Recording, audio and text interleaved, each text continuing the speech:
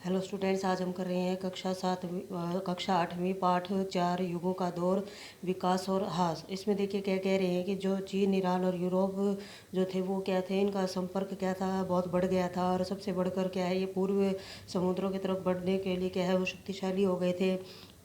और इन हज़ारों वर्षों के बीच के समय में क्या है, अर्थात जो 4वीं वर्ष से शुरू होकर जो 6ठी शताब्दी तक थे, गुप्त साम्राज्य समृद्ध हो गया था, विकसित हो चुका था।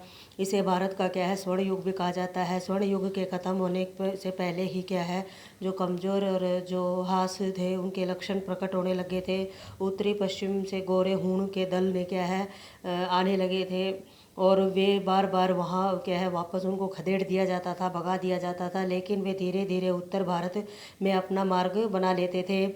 फिर आगे देखिए क्या कह रहे हैं, किंतु आने वाली सदियों में वह भी क्या है कमज़ोर पड़कर धीरे धीरे समाप्त होती चली गई थी। इन तमाम चमकदार टुकड़ों के बावजूद भारत को एक भीतरी जो कमज़ोरी थी उसने जकड़ लिया था।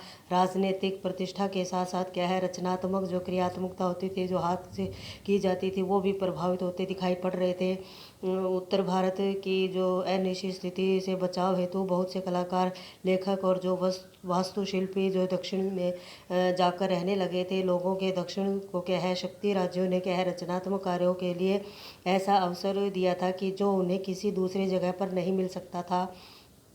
बनारस हमेशा की तरह धार्मिक और दार्शनिक जो विचार थे, आगे देखिए इसमें का गहरा प्रभाव पड़ा था। बहुत बड़े बड़े विश्वविद्यालय बने थे, और इससे क्या है सबसे बहुत विख्यात जो था वो नालंदा था, जिसके विद्वानों का संपूर्ण भारत में क्या है आदर किया जाता था। वहाँ पर तरह तरह के जो शिक्षाएं दी जाती थी, जैसे उसमें अंदर दी जाती थी कि कला और शिल्प के लिए विभाग थे, कृषि था, पशुपालन और डेयरी फार्म की उनको शिक्षा दी जाती थी। बौद्ध और ब्राह्मण दोनों धर्मों का क्या है हास होने लगा था, तथा पूजा के विकृत रूप सामने आने लगे थे। बिगड़े हुए रूप, विशेष रूप से क्या है तांत्रिक पूजा और योग पद्धति को क्या है उनको रूप दिया जाता था। गणित के अंतिम नाम किसका था, भास्कर द्वितीय था का आता है। तो कला में भी वे क्या है जो हेवेल थे, उनके मतानुसार 7वीं और 18वीं शताब्दी से 14वीं शताब्दी तक भारतीय कला का क्या है स्वर्ण युग था। यही समय था जो यूरोप में गाथिक कला की चरम विकास का समय था।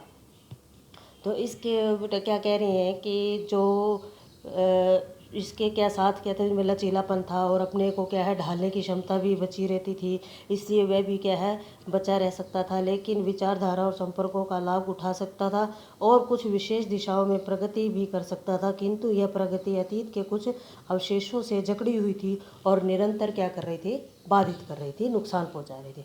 अगर बेटा मेरा चैनल आपको अच्छा लगे तो इसको लाइक करें, सब्सक्राइब करें। Thank you.